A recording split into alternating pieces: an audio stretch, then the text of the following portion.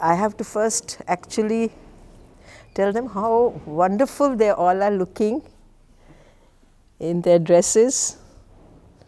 So it's not good to see you. Some of you are wearing Indian dresses. You're looking very good. The colors look so nice on you. So I just want to say a couple words of introduction. I met Dee Dee. She's referred to here as Dee Dee, older sister, but I don't think she's my older sister, but I have reverence for her as an older sister because of the work that she does in this world.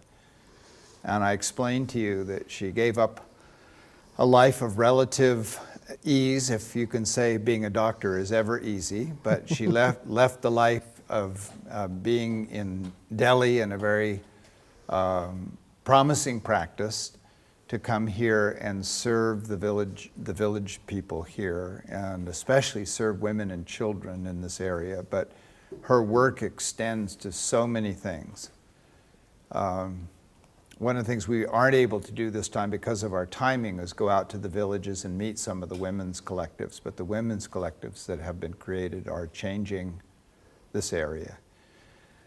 And we met a long time ago. Somebody said, you have to go meet her, so I did.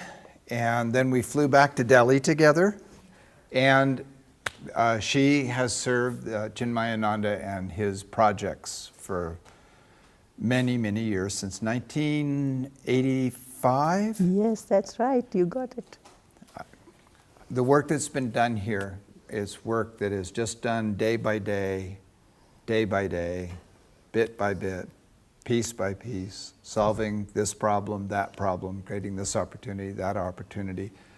But for someone to take an organization from its very beginning to what this is today takes a lot of perseverance over a long period of time, and that's how things get accomplished. And so I knew from the moment I met her that this was someone special, and it's been a privilege to bring you guys here to talk with her. And I always learned something, and I love hanging out with her and just being around her. So it's a privilege for me to be here as well. Thank you so much. Same for me, to be with you. Thank you. Thank you. So there it is. They have questions, but if there's anything you'd like to say to them. I think questions are a good beginning. Okay. Okay, I have the first question. So as a pediatrician and the director of CORD, you must have created so much positive change in the lives of so many women and children. What is it that you most want them to learn and take away from their relationship with CORD? And what are some of the challenges that they face? The biggest take is that everyone has great potential. Everyone. We have to just tap them, make them realize, and open more opportunities. That's the lesson they have to get.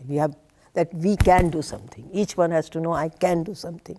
I may be different from someone, but I have something very unique about me and I can do it. Challenges? Every job has a lot of challenges. But however, each challenge makes you grow stronger. You ask the challenges the children and their mothers have.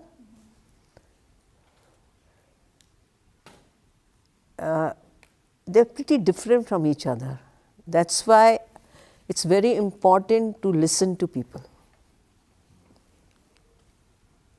Even if a group, we sit together, if I sort of interact with you, I will know exactly what is pricking you most. So it's very different from each one to the other. But there are certain common things that come out generally when you work with people. Making women stand on their own with their own jobs or earning cash in hand, getting the money in their own hand, is sometimes a challenge for some of them, but once they realize where they can work, it opens up certain areas for them to learn, and that gives them the power to be themselves. So those are the and I think it's all over the world. It's not very unique to just us here. It's all over the world, whether I go to Japan or the US or I go anywhere else. A lot of dignity comes from making your own money too. Historically, that represents a change, doesn't it? Yeah. Can you say something about that change? See, most women believe that they're not doing anything. When they're looking after their own homes, their own children, doing all the domestic chores, and in these mountains doing the agriculture and looking after the few cows or goats or poultry that they have, they all think I've been doing nothing. If you go and ask her, what are you doing? No, I do nothing. So that's been a big journey for us to make them realize that they're doing a lot. If they were to stop working, imagine all the women all over the world stated one day, we are on a holiday today, okay, no work at home. You see the amount of chaos that might be there. So the first thing was a challenge to make them realize that they're doing great things. We can improve it better. Second part was to make men understand, too, that women were doing such great work. And in the beginning, people would tell women that you're wasting your time going for a meeting for which they came once a month. So it took some time. And there have been many struggles, individual struggles for many women. And we only help them to overcome that kind of a struggle. Depending, as I told you, the issues are different for each woman. A woman might be troubled because she has an alcoholic husband who doesn't earn and doesn't bring any money home. So how to look after her children. Another woman may have a disabled child and she doesn't know what to do about that child and where to get some help. Someone may have some health problems. So there's as many issues as you can think of. And unless we look into them individually and collectively what we can do for that person, change doesn't come about. So it's been a long journey, and now many of them have realized how to work together in groups.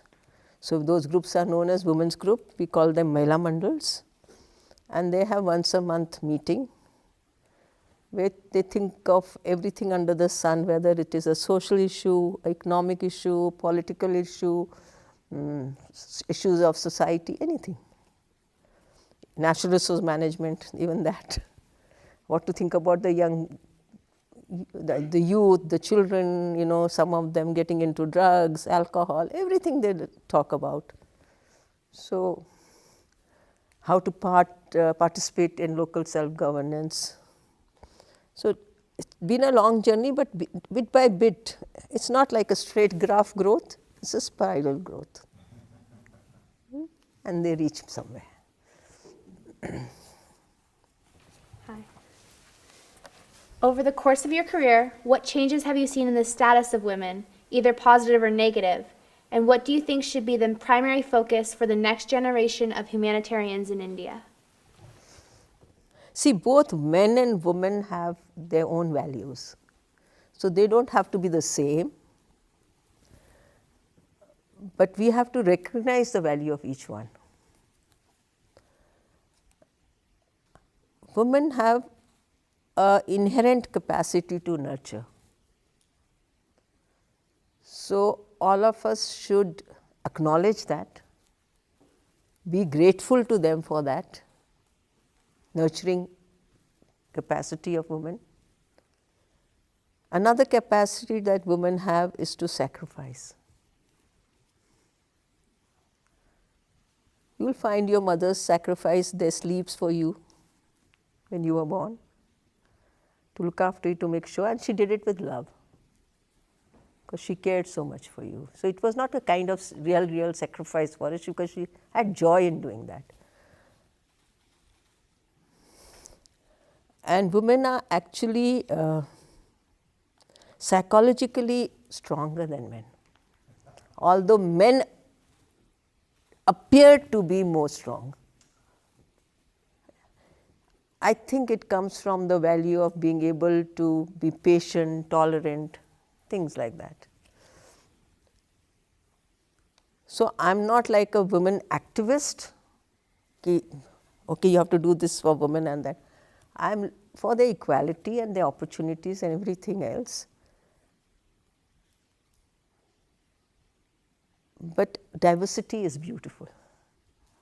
So if women have their beauty kept with all the other kind of responsibilities that they have, it should be done, but they should not be crushed under the labor of looking after people.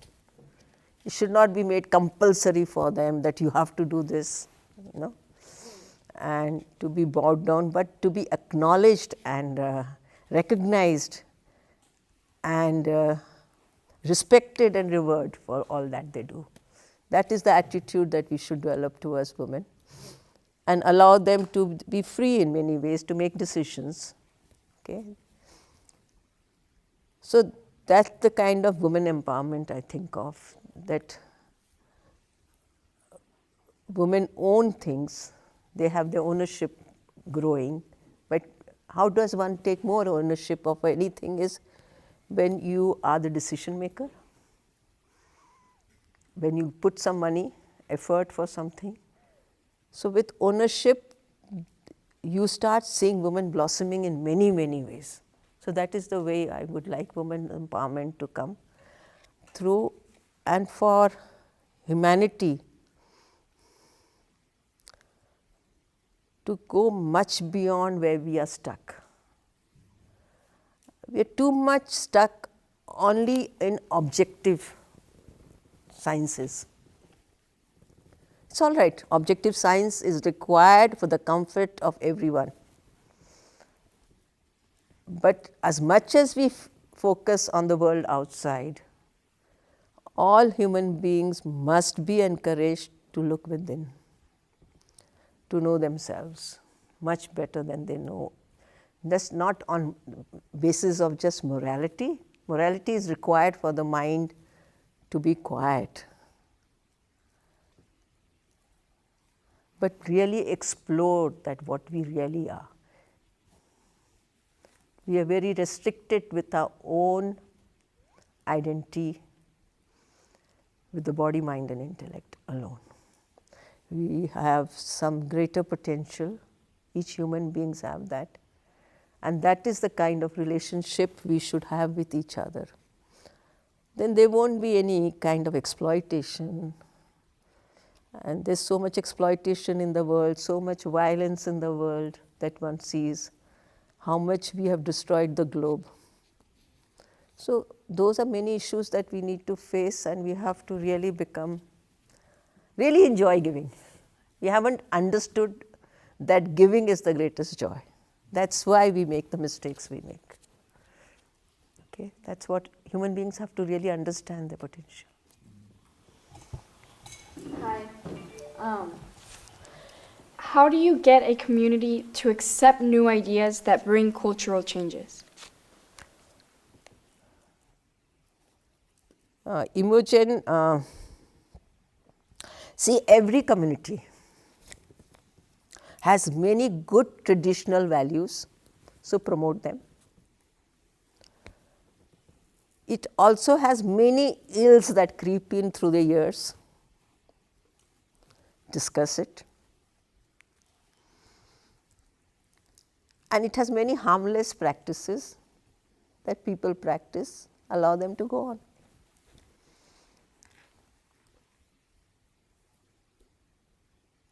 All over the world, because of various invasions, even in India, because we see from almost 1,000 years, India was first invaded by the Mughals and the Muslims for a long time, and then came the invasion, British invasion, so we were colonized. So, and then the new independence and growing through and not knowing enough about our own country's culture, wealth, and the greater narratives of India. There's a lot more to be done in, I can speak for India. So every culture has to undo the wrongs to its own narratives, because those are the cultural values that are not only beneficial for that community, but they are beneficial for everyone in the world. So you must help those cultural values to be continued. And they bring a lot of joy. Cultural values are in many ways, it's a wide spectrum, you see. It's the way we think to the way we manifest, and the deeper down of the realization of what we think we are. So it's a very wide spectrum. But so look after the good values. It's good for everyone in the world, and we can share it with each other. This is consistent with something the Dalai Lama was saying today. Really? Absolutely, because ultimately all paths lead to the top of the mountain. And but he was talking about questioning and not just accepting. Oh, yes. And the questioning the narratives to figure out which are the narratives that we will sustain us. Of course. You see, many narratives may not have some evidence, so we have to look for those evidences.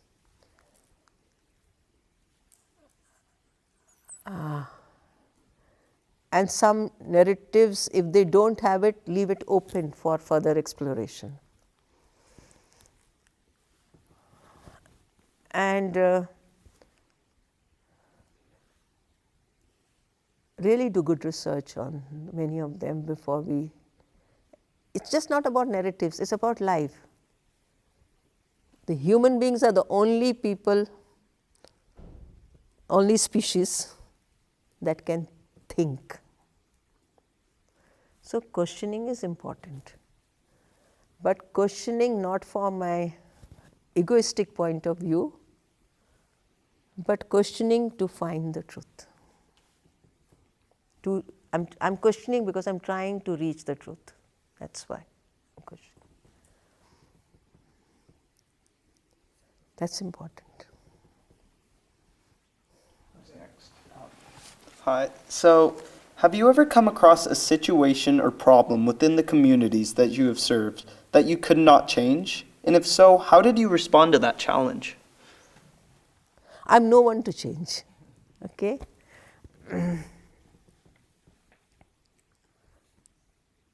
And in fact, we can change no one.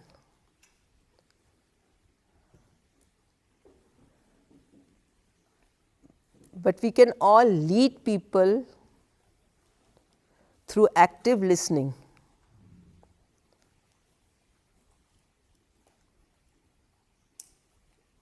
To either come to agreeing with us or disagreeing with us. But when we do that, we should allow enough space. If they don't agree with our viewpoints, then allow some space for them to ruminate over it.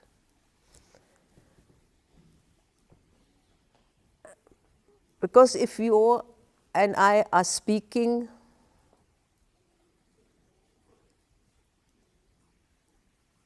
things that are real, that are truthful, are speaking with love for the people, for their good, not my own good, their good, not selfishly. And when I'm speaking with anyone, I have no other ulterior motives than their own good. And then when we speak, when we have sweetness in our voice, and a very important thing sometimes is to also see whether they have given you the right to correct them, you know what you want to say. So all these are a combination of things that we work with communities, we understand them, and very often we see that their own insights, their own wisdom is very good, and maybe the right solution may come out with our discussions with them. So that's why we think we don't know enough. The community too is very wise, and there is no one solution that fits all. And the more local we go and the local context that we discuss things, we find better solutions at lower cost with greater sustainability. So those are the important things. And very often, of course, it's very difficult, like you said, in the communities, it's not always very easy. It takes a lot of patience. And like anywhere else in the world, there are all types of people that make up a world. So the community also is made up of many types of people. Some are neutral, some are with you, and some are there to destroy the thing. Okay? So one must, if you are a leader, and the community has leaderships, we try to nurture their leadership, we must be able to negotiate with those kind of situations. And I think ultimately people do realize what is good. It's only when we are selfish we don't find the right answers.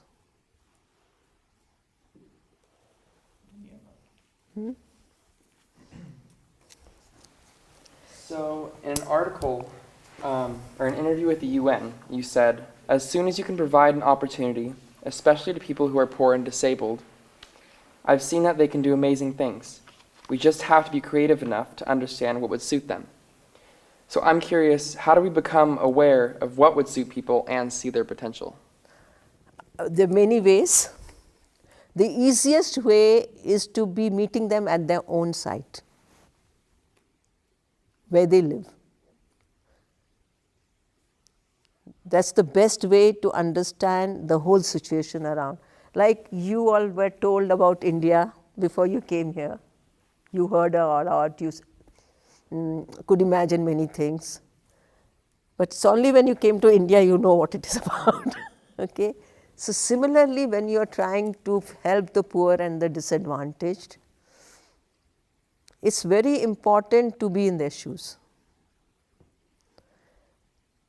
And once you're in their shoes, the empathy is good, then 1 and 1 doesn't become 2, it becomes 11. Okay? So it's been a great way of doing things. That's the best way. The other is, of course, because there you don't have to do too much talking or understanding and a lot of interview, because many things are clear to you at once. Oh God, they live like this. This is where they get their water from. And he doesn't have a place to go and relieve himself in the morning. And he can't even walk. Or we have given him a wheelchair, but in that mountain area they cannot operate the wheelchair, so it's been thrown away in a store and plants have grown over it. Okay, so it's only when you go there you know what it is and how to help. So Sage. I was wondering who the women are in your life that have inspired you or that you admire.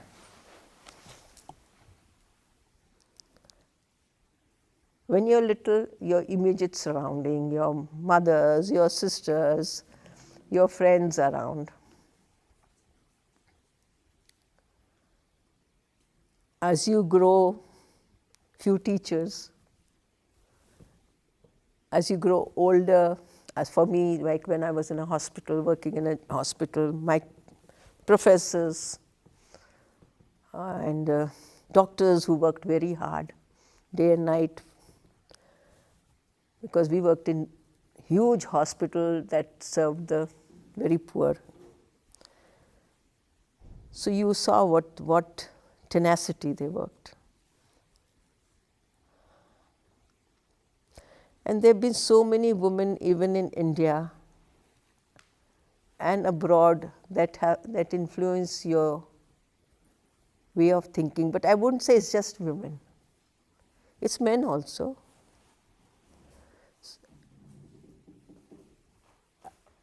And I don't have one particular woman who has inspired, but I have many people who have inspired me. So it's difficult for me to say who exactly it is. I can say my father inspired me greatly. But if you ask me just one person who inspired and not a woman, it's my Guru, Swami Chinmayananda. I've been inspired greatly by him, because that's the first time I understood how little I knew about myself. So I cannot compare him with anyone. It's another journey, as I told you, and it's a big journey. Hi. Through our research, we read that you focus a lot of your work on self-help and not charity.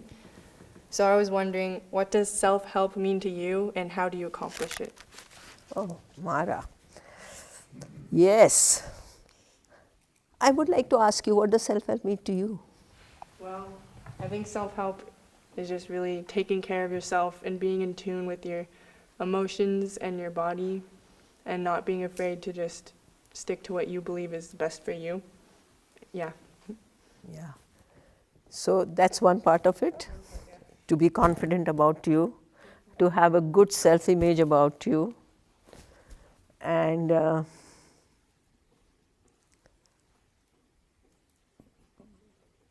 be able to see what are my own resources, what are my own interests, what is feasible for me to do at this moment, rather than look too far. Okay? Because for each one of us, it's a step up. So self-help is being really able to know where I stand at this very moment. What can I do instead of being helpless?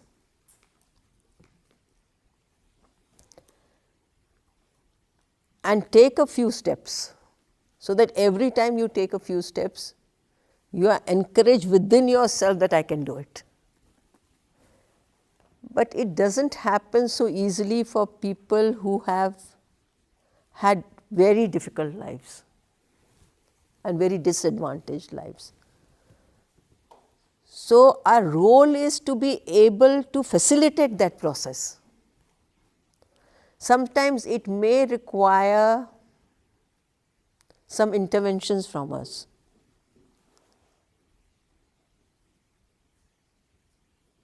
It's like saying that,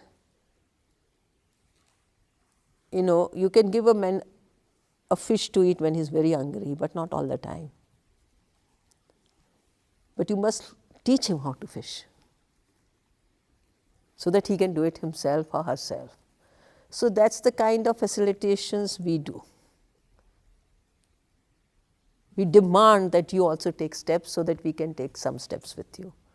But we don't want to make them be dependent on us and have a crutch, because we know that they have much better way of getting out of their difficulties than they think today. So that effort, that courage, that confidence can really be facilitated. So that's how we work. Mara? Hello. An article on the Chinmaya Mission webpage states, "Every organ of the body is part of the whole. Goodness can be achieved only when we are established in our oneness with the world. This concept is so different from the sense of individualism that permeates Western culture.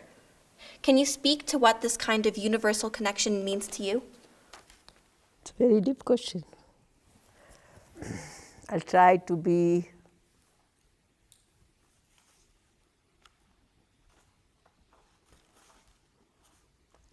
See, if I think I'm just the body, mind and intellect, then then it is possible that I can become very individualistic. Because I keep saying, I'm the perceiver, I'm the feeler, I'm the thinker, I'm the doer, I'm this and I'm that. So there's a great chance of being that.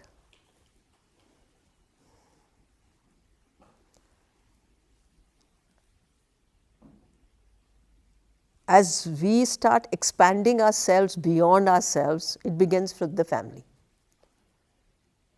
Okay? If I begin to see for everyone in the family, then I'm expanding my area of universality. If I just stick to, this is my place, this is my freedom, this is the way things have to be done, then I'm too much of an individualistic. Okay?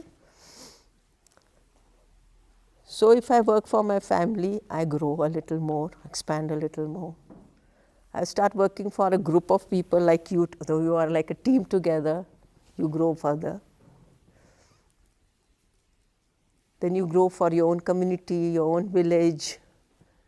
You keep expanding your own region, your own nation, then the globe, and then the universe. So one starts realizing that one's own being an individual is not such a happy state of being.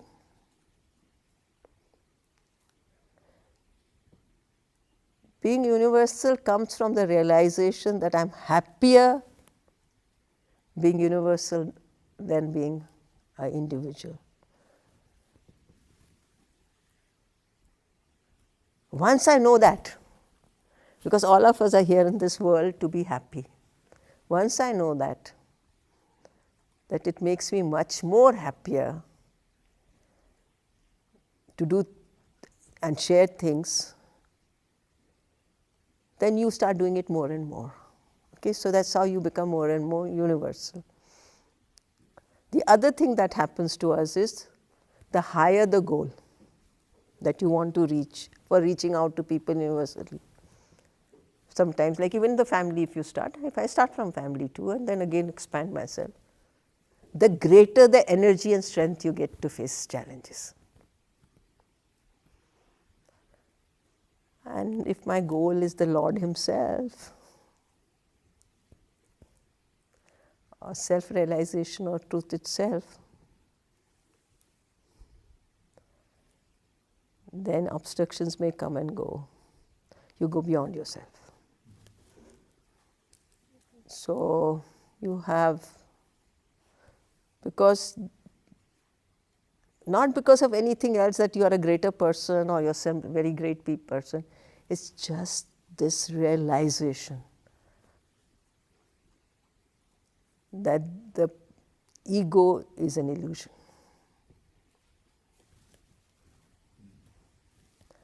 So you're so much happier doing much more. But I don't want to go to the real base of Vedanta, but I'm trying to touch only the manifested world of our being, which we can, each of us actually can experience it. Each one of us is a lab within ourselves. You don't need to have confirmation and validation from anyone else. You validate it yourself by living it. Hi. Hi. In discussing teachings of the Upanishads, an article through the Chinmaya mission states, students of our modern times cannot really believe what their reason accepts. This disconnect between belief and what reason tells us is one that I have observed in my own experience. What do you think causes this? What causes the distance between belief and reason? Between what we logically see as true and what we believe is true.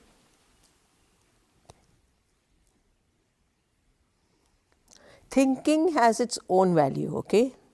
Logic has its own value. But logic may not always lead you to the truth. It depends on many other factors. use or misuse logic to project something as truth.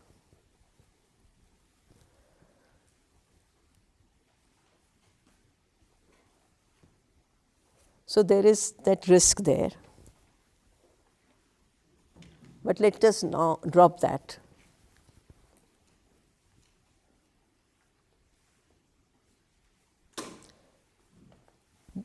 The intellect can only take you to some limit. It cannot take you to the ultimate truth.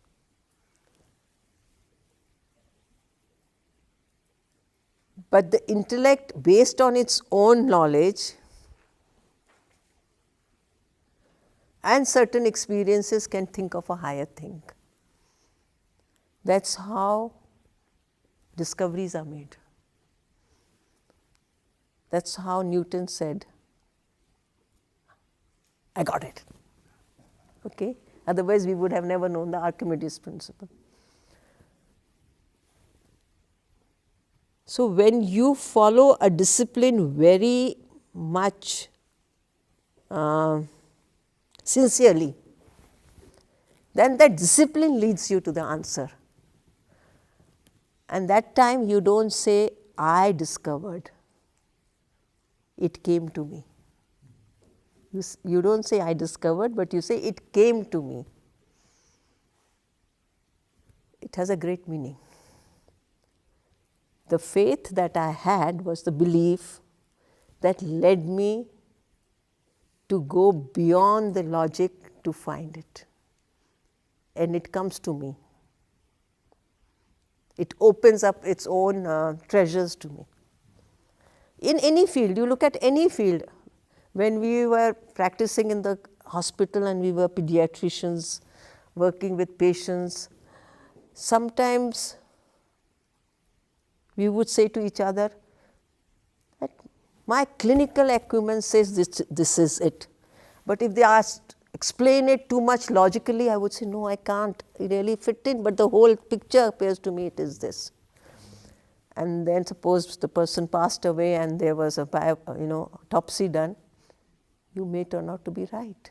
But you couldn't explain why you were thinking it was this. That you had faith, but you had followed certain discipline. It was not without any logic. So when we are diving within ourselves for the greater truth, it's like pole vaulting. You say, don't leave your intelligence and your mind, but bring them together, go to the height of the pole, okay? But ultimately you have to drop the pole to take the jump. Yeah? So that's it. So always saying that because I don't have any logic, do not have any reasoning, it cannot be the truth, may restrict ourselves to discoveries. So in some ways you're talking about the intuitive process that transcends where we know but we don't know how we know. Yeah. We have a word in our language which doesn't fit in very well. The closest English word is faith. Okay? But we use the word Shraddha. It means a little more than just faith. Because I may have faith in something that is restrictive and may be wrong. But in Shraddha, we have faith in something which is much higher and more inclusive for everyone, and which has the quality of divinity. You can't have faith for, I have faith to murder you. Can't have that kind of faith, okay? So it will correct the whole world. That is not a good faith.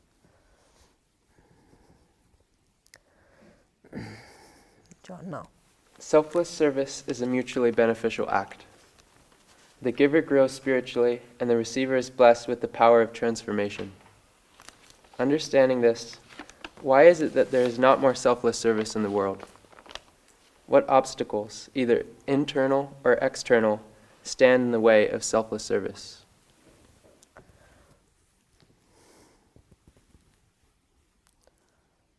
See, I think I'll just tell you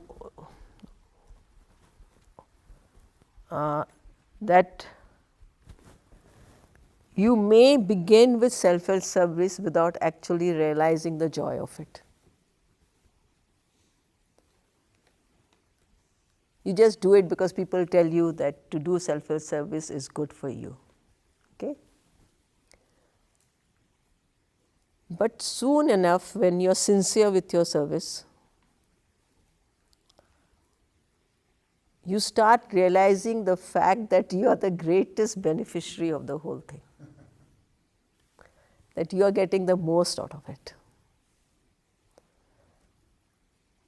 And that's when you break all of it. You break the fact that, oh, I'm doing selfless service. Then you stop even saying that it's selfless service because there's no selflessness in it. You're enjoying yourself so thoroughly. You're so happy.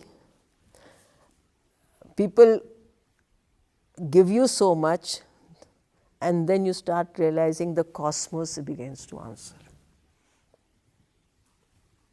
The cosmos starts giving a lot. So, I feel people are not trying enough. The opportunities that they get for selfless services, and it should begin at home. By being much more concerned about people who are present in your home for them than rather for your own selves. And then, of course, the world offers you so many more opportunities. But once you've got it, it's like addiction. Okay? It just happens.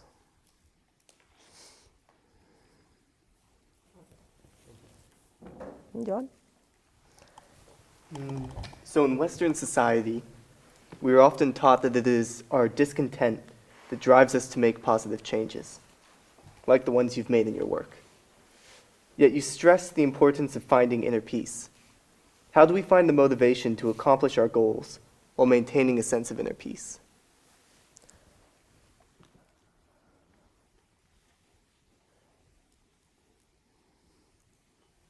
See, the motivation for people to do what they do may be different for different people. It may not always be dissent or discontent. So it's not always stress that leads you to doing something like what one does. It may be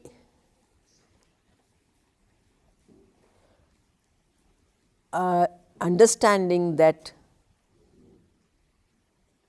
the Lord has given me many more things that I could do, so why not do it?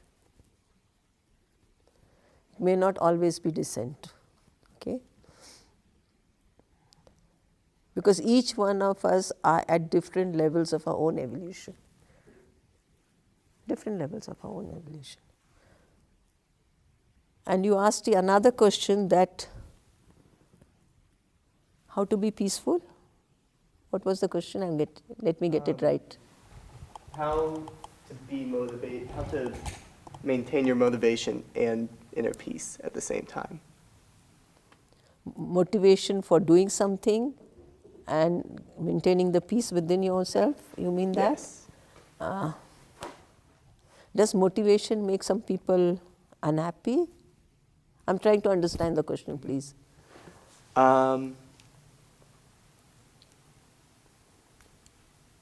So, inner peace, I guess the feeling is when I think of inner peace, I think of contentment. Like I'm okay with what's around me already. And it's okay if this is what's going to happen. But then if I'm okay with everything, how do I find motivation to make changes? I got it.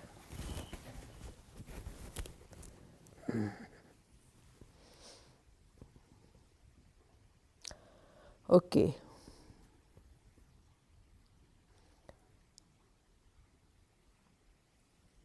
You may see there's a acceptance of things as they are without action to change it if it is not good enough. That's not really acceptance. That is like being a little lazy about it, because it suits me, it's my comfort zone. Okay?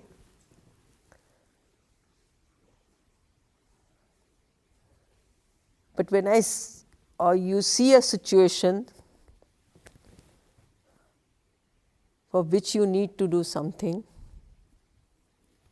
and you have the ability by the Lord's grace to do something about it, it is our duty to jump into it without getting agitated. Mind has to be told to be kept quiet if it is agitated. Come on, because I am the boss. Mind is not the boss. Let the mind keep quiet. I have work to do. Okay? Because all of us know the more peaceful we are, the better we can function. So it's not unnatural to get agitated, but we have to become aware that I am getting agitated and not being peaceful, because I have something to do. So let the mind keep quiet.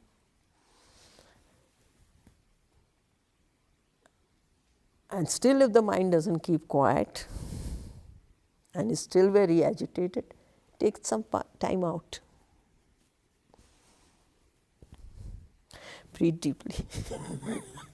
Or sit quietly. Reflect. Try to get strength from higher. Then walk ahead.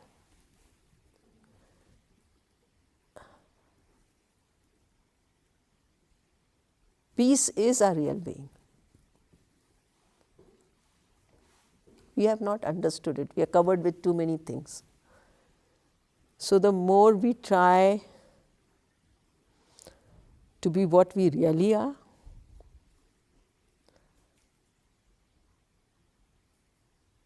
it can be reached effortlessly. As a beginner, there are lots of efforts to be made.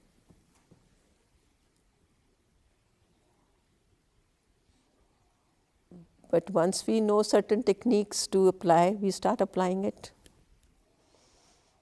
And the best technique to know is that the mind can be my friend, but the mind can also be my enemy. So let the mind know that. I want you to be my friend, not my enemy. And once the mind knows you are aware and you are alert, stop playing its tricks. It's only when we allow it, it does play the trick.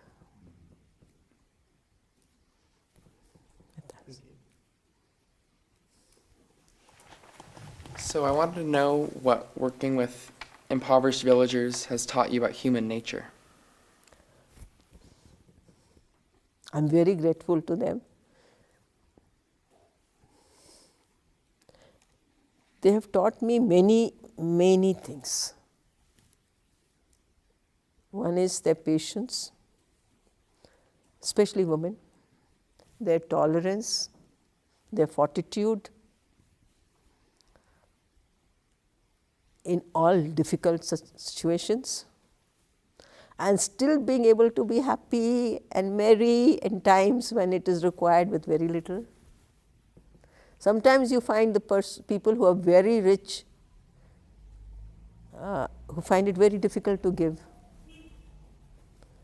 And sometimes you find a very poor person so willing to share nothing that, they don't have much, but they are very willing to share it. So you learn a lot. You learn from their hardships, you learn from the way they do their own work at home, and how it is possible to be happy with very little. You learn a lot. All the time we are learning from everyone in the world. not only from the people whom we empower, but I'm learning with you all at this very moment. You learn a lot, all the time. Everyone is your teacher. Someone who's good to you, someone who's rude to you, both are teachers. They teach you something about yourself, not about themselves. Of what I am feeling and thinking, they're teaching me. If someone is rude to me and I get upset, it tells me more about myself than that person.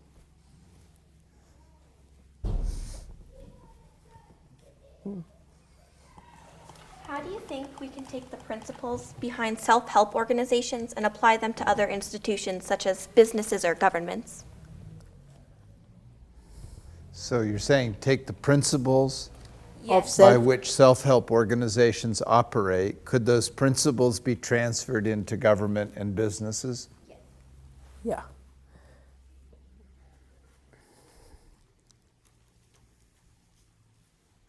I think we mutually exchange a lot with each other. Businesses teach us and self-help teaches us a lot more.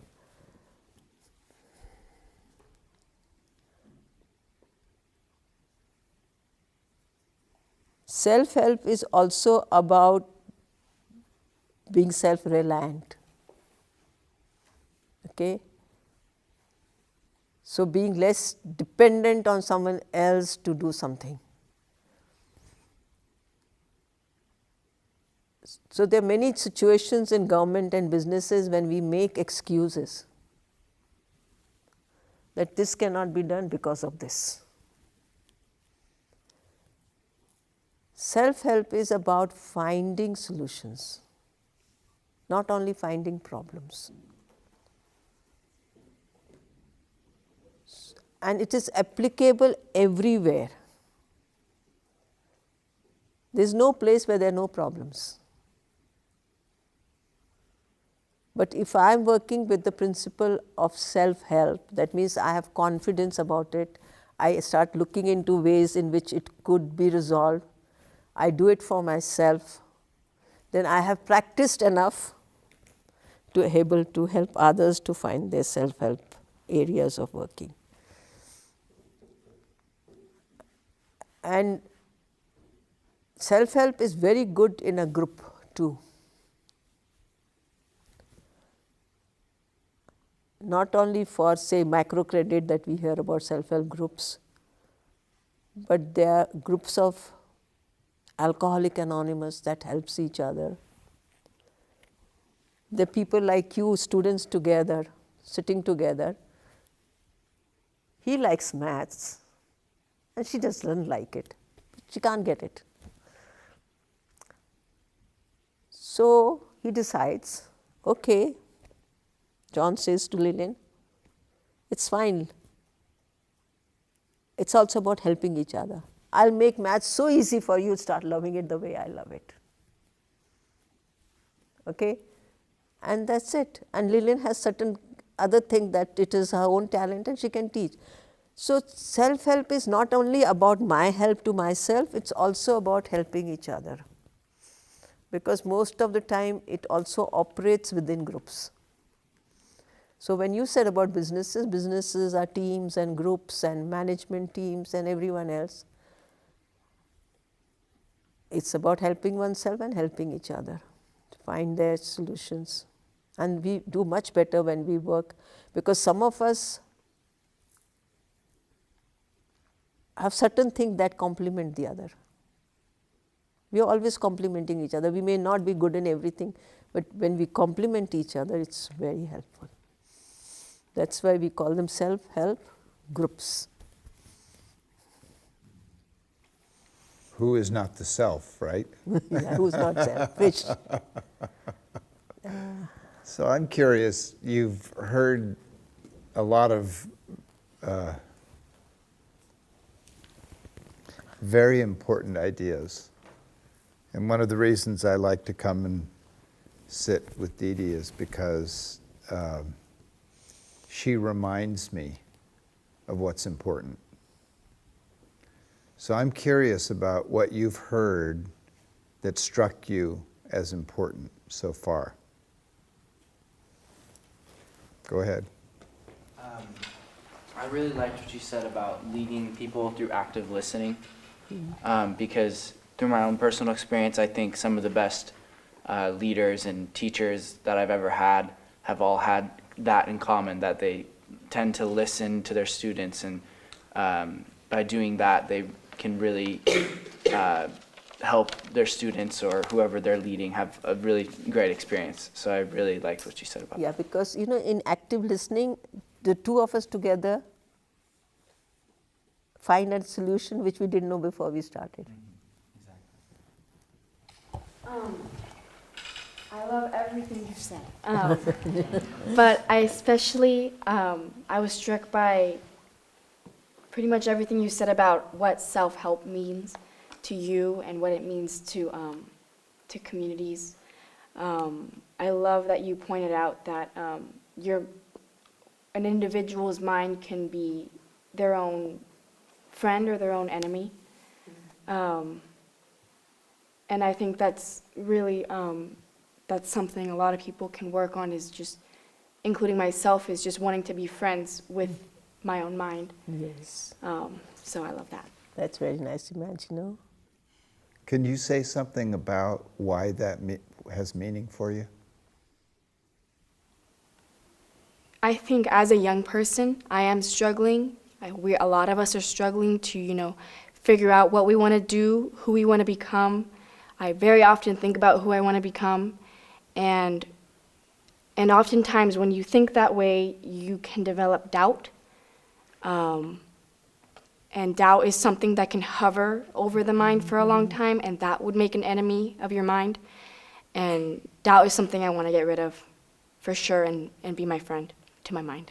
Yeah, it's a good thing that you said so. Sometimes it also helps when the mind is like that to seek help from someone who is much more mature and calmer than you, because then it helps you to find your own solutions, not their solution, but your own solution. It's like a reflecting board. And Kelly. For me, what really stuck out is when you said that genders have different values but are equal in importance.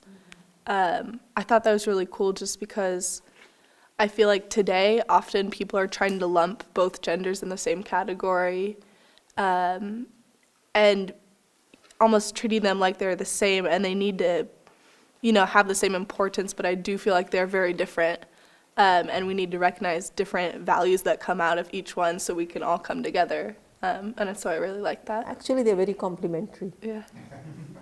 They're very, very complementary. And they can even exchange roles. Mm-hmm. I really loved your pole vaulting analogy about logic. I've never heard about that before, and that's actually something I was thinking about. I often struggle with finding the relationship between intuition and logic. So like if I'm in a situation where I see like a logical path, but I feel something different, like what you were saying, I think I like to know what's coming next. I like the logic part of it, and sometimes just having the feeling by itself makes me a little bit uncomfortable. So I really liked the analogy saying that it's okay to let go of the mind and the logic and trust your gut. Yeah, you can. Good, Priyanka. I really liked when you said giving is the greatest joy, because rather than someone just thinking about themselves, they're giving to the community and they're also benefiting off of it. So just that's a great concept to me. And we can all try out and find it out. Yeah. It's a great experiment within ourselves. I really liked when you said that you can give a man a fish once in a while when he really needs it, but not all the time. You must teach him to fish. And in America, at least, we've all heard the saying, like, you can give a man a fish to eat for one day, but teaching him to fish is better. But I hadn't heard the part about when he really needs it. It's so important to help people when they are really in crisis. Yes. But doing things for them is not really helping them. They need to be self-sufficient. Yeah, so you have to help them to become self-sufficient. Exactly. Help them overcome their own obstacles, but don't do it for them. And that's very, very important. So you got it right, Anika. Thank you. Something that really struck me was when you were talking about, putting yourself in someone else's shoes, and that perspective really enhances your capacity for empathy. And I really agree with that. That's how I think, like, it's a great way to solve conflict in your life. Just, seeing everyone's perspective really changes a lot. And that 1 and 1 isn't 2, but it is 11.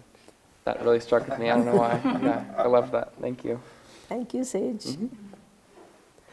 Well, I liked a lot of what you were talking about, but when you were answering my question about self-help, I really liked what you said about being in the moment and don't look too far, because you kind of can get caught up in that, and I tend to do that. It's like really hard for me to be in the present. I really like to think about like where I'm going next, but it is really important to be in the present and to know where you stand, but don't be helpless as well. Just stand your ground and find that confidence too. That's good. You could know, if we can understand that living in the present is so good for us, because the future has not yet come, so don't have any anxiety for it. And the past is dead and gone. So it's actually it's only the moment that we live. So you got it very deep. Thank you, Mara. There was a lot of stuff. Yeah, I have tons of notes on all of that. And everything that everybody said, pretty much I've resonated with. Yeah, and just so many great things about the limitation of logic. I love the answer that you had to the question I had about inner peace. And what you were talking about, intuition, that also really struck me, the pole vaulting analogy. And if I'm allowed to do this, are there any ways that we can develop that intuition? Do you have any tips for how to do that?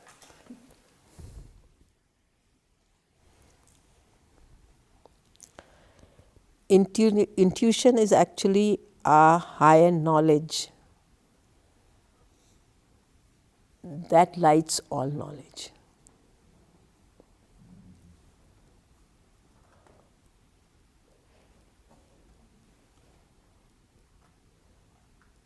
In the light of that knowledge that lights everything, which is your own true self.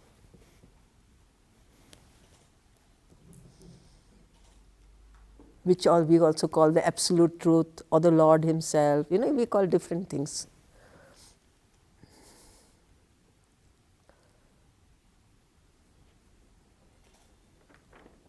So to develop that kind of thing within ourselves, we have to learn to become witnesses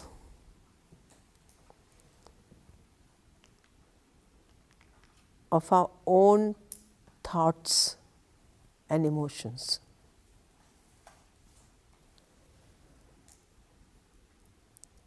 Now, what does a witness do? Like, suppose I'm a witness of an accident. I'm not affected by the accident, but I have observed the accident. It doesn't touch me, but I've seen it. So once we become aware of we are very aware of things around us, but we are not very aware of things within us. So start being quiet enough to watch your own thoughts and emotions and know that I'm not them. They are my thoughts and emotions, like the pen is me, not me. It's my pen. I'm writing with the pen. So I use the pen, but the pen is not me. I am absolutely the blissful being that I am. In Sanskrit, we have 3 words of who we are.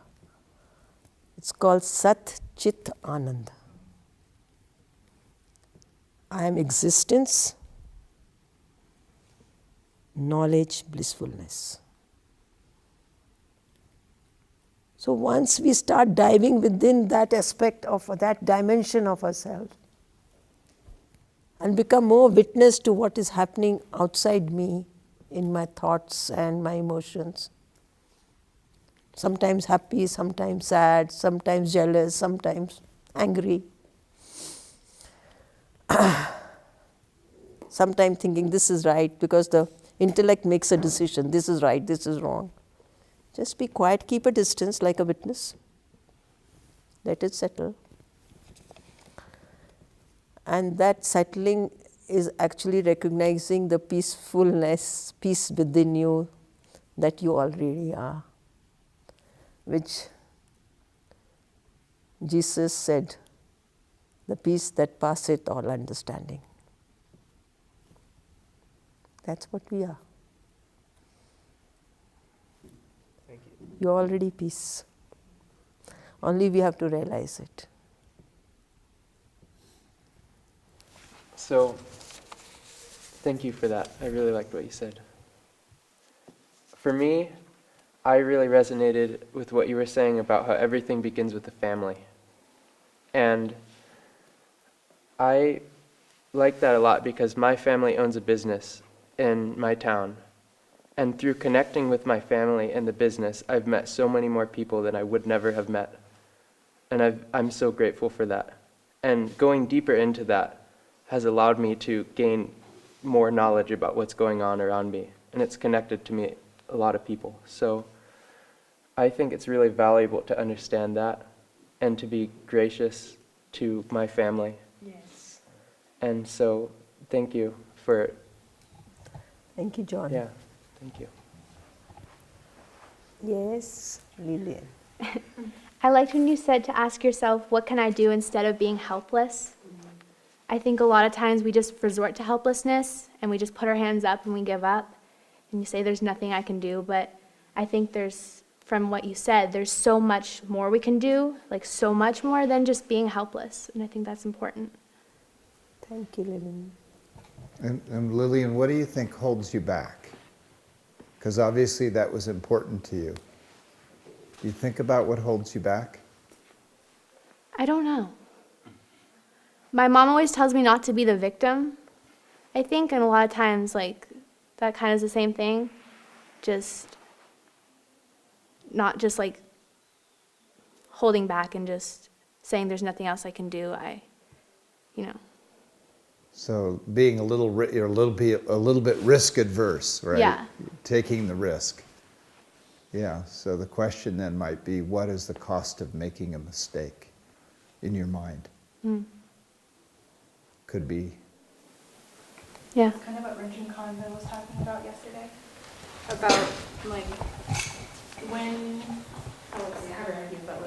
like when something causes you suffering, like analyzing it and understanding why that happened, and especially when somebody does something to you, you feel sorry for them for thinking that was afflictive emotion was a good choice in that situation, and just like, yeah, I don't know, just understanding where that suffering is coming from, and in that you're able to let it go and move on and not hold on to it and let that drag you down.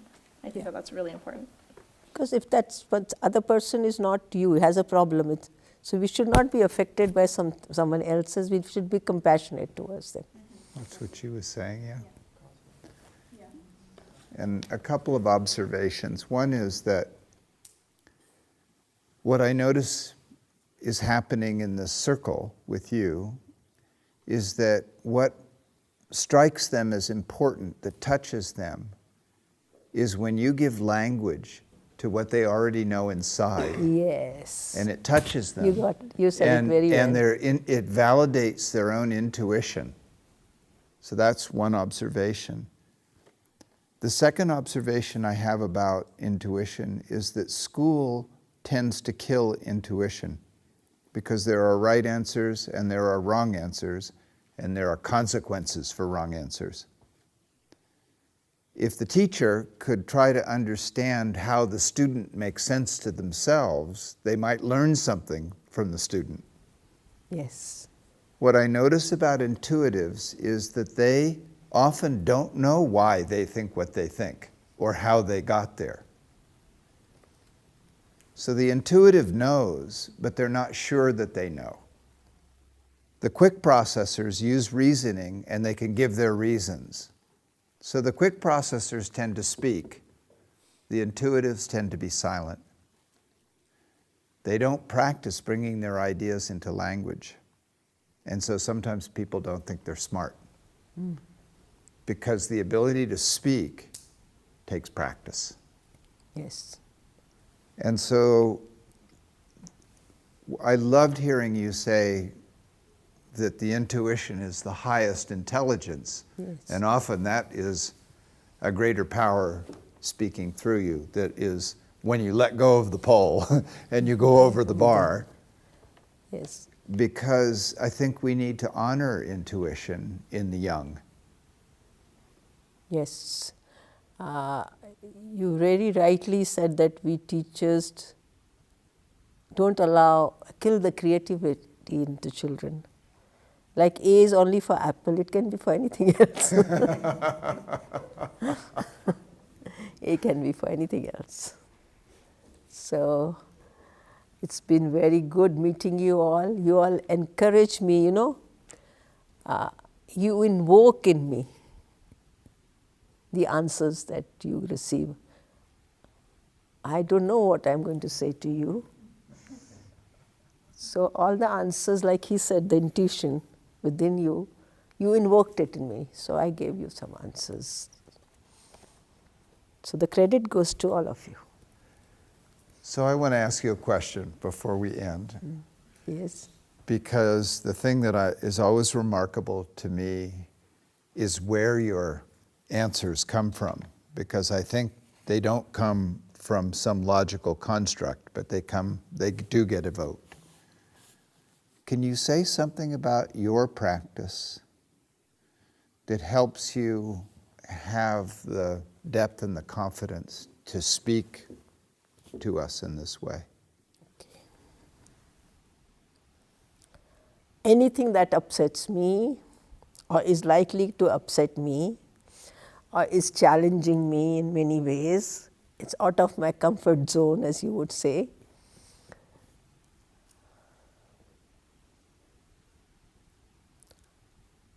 I try to think and repeat what we call japa. I don't know whether you've heard of japa. We have an inner connection with something in us, which we call the Lord, the Divine, or you have various names for that.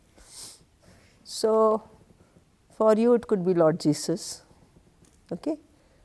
So for me, we have a name for it, my own Isht Devta, by someone whom I relate to. So I do that mantra jap.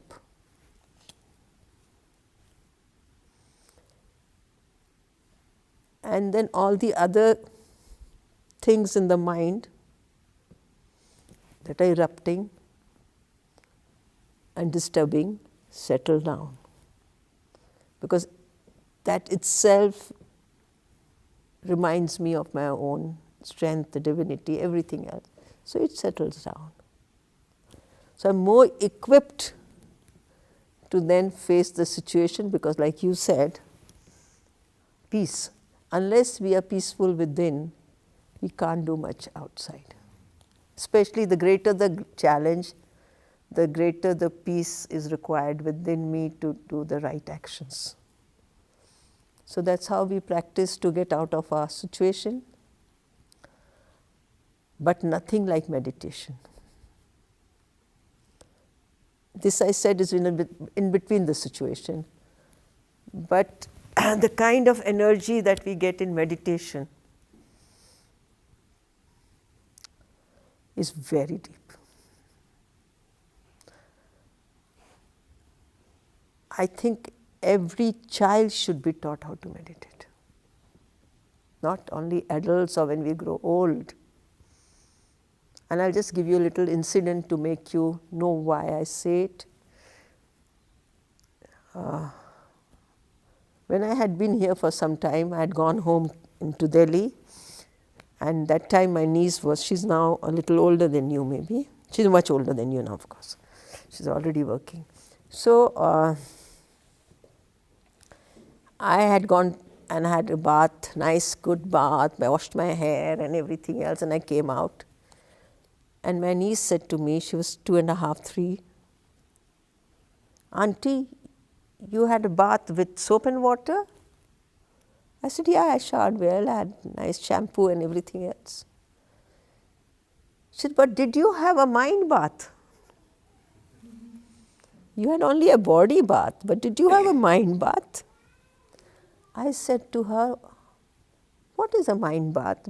I knew it, but I wanted to know how does a child talk about it. So she said to me, "Sit in front of me, sit quietly and sit, with your back straight and your head, and close your eyes and be silent for 5 minutes. That's a mind bath." So I told her, "Oh, so where did you learn this?" "My nursery teacher. When we go to school every day," she was in a school called Step by Step, and she said, "A teacher tells us to sit down and then sit quietly, sit straight and be just silent for 5 minutes, and this is a mind bath. You had a bath at home, but that was a body bath, but we are now going to have a mind bath. And at night before you go to sleep, you need not have a body bath if you don't want, but you should have a mind bath." Okay? So imagine a little child being given that gift. And that is one very big gift of strength to all of us, which we don't give ourselves that privilege. We should give ourselves that privilege. We owe it to ourselves. So you asked meditation. Meditation is very important.